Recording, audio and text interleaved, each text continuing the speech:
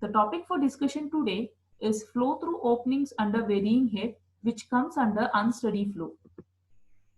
So first, to start with this study, we are going to see the basic difference between a steady flow and the unsteady flow. A steady flow occurs when the flow properties like depth, discharge, velocity, etc. at a section do not change with respect to time.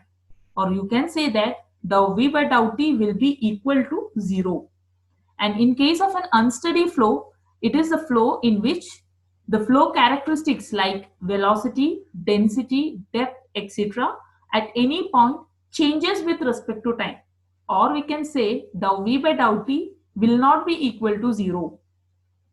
Examples for unsteady flow are liquid falling under gravity from the opening in the bottom of container, liquid flow in the suction and pressure pipes of a reciprocating pumps, wave motion and cyclic movement of large bodies of water in tidal flow, flow through open channel when discharge or depth or both vary.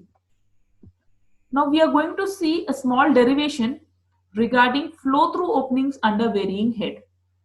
So we will be deriving an equation for the time for emptying a tank which is having an initial head of H1 to the head H2.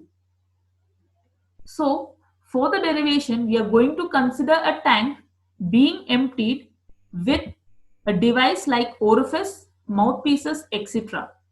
So what do you mean by an orifice? Orifice is a small opening of any cross section. It can be circular, it can be triangular or rectangular, etc. on the side or at the bottom of a tank through which a liquid is flowing. What can be a mouthpiece? A mouthpiece is a short length of pipe which is 2 to 3 times its diameter in length, fitted in a tank or vessel containing the fluid. Both orifice as well as the mouthpiece are used for measuring the rate of flow of fluid. So here we are going to consider that the initial head of water on the device, it is capital H1, and it is required to find the time t to reduce the head up to capital H2 above the device. Now let small h be the head on the device at any instant and let it fall by dh in short intervals of time dt.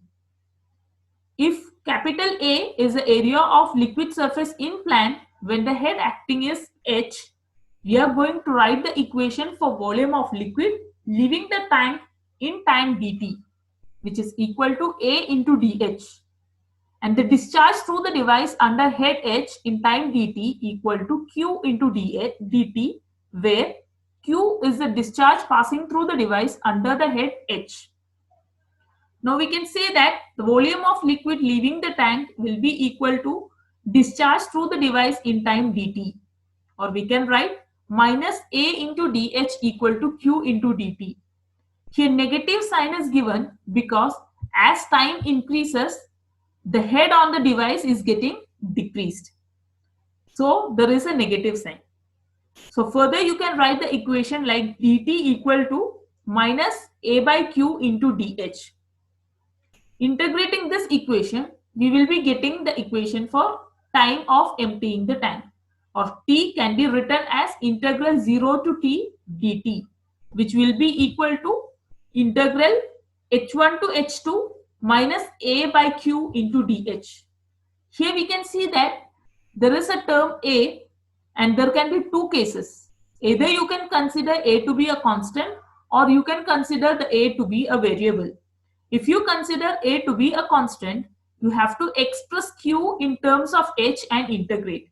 And if you consider A to be a variable, you have to express both A and Q in terms of H and integrate. Now the equation for discharge through orifice per second, we can write as dq equal to cd into area of orifice into the theoretical velocity. We know that discharge is always the product of area and velocity. And here cd, it is nothing but the coefficient of discharge. So dq can be written as cda root 2gh.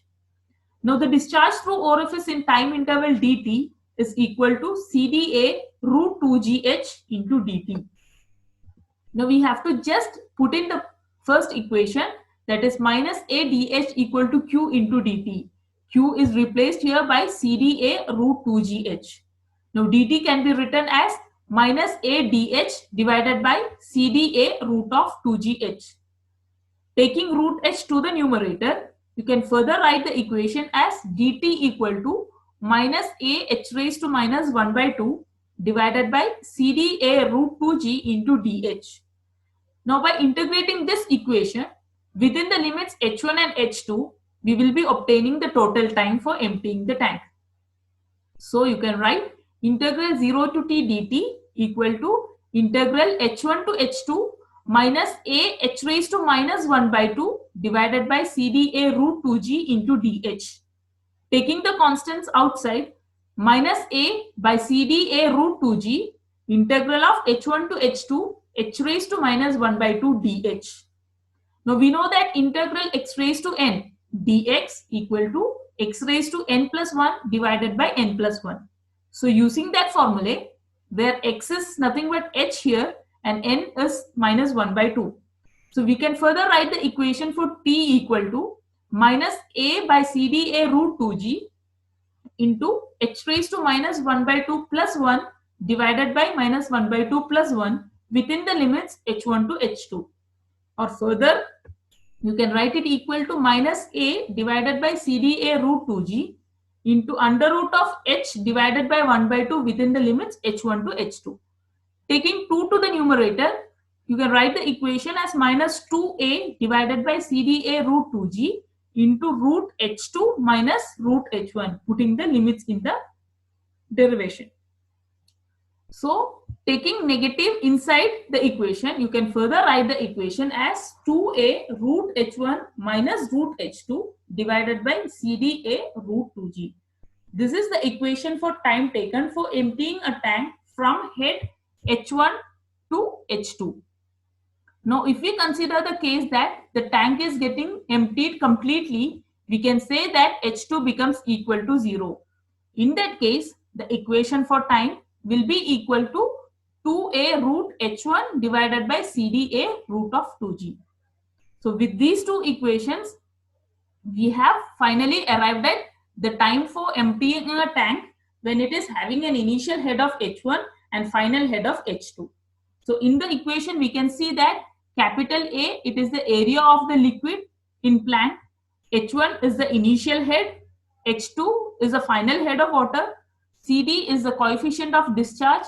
Small a is the area of orifice, and G is the acceleration due to gravity, whose value is equal to 9.81. So in the further presentations, we will be seeing the equation for time for emptying a hemispherical tank. Keep watching. Thank you.